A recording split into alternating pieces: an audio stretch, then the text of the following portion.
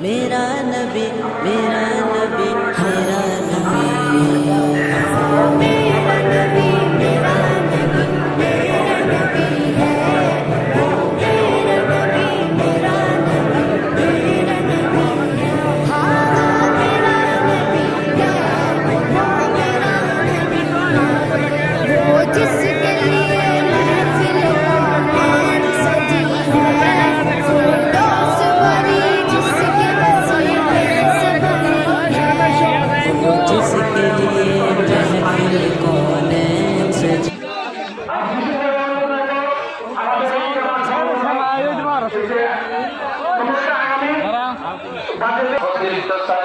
সাথে এই ইমামের পিছে পড়তেছি আল্লাহু আকবার, এটা হলো নিয়ত।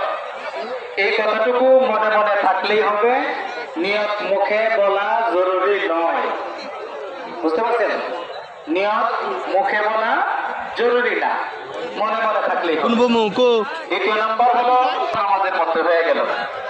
এবার দ্বিতীয় রাকাতে যখন আমরা দাঁড়াবো, দাঁড়াবার পরে প্রথমে ইমাম কেরাত পড়বে।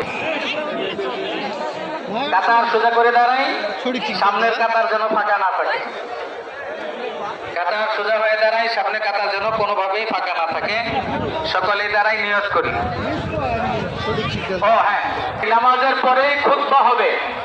খুতবার পরেই একটা জানাজা আছে, জানাজা হবে।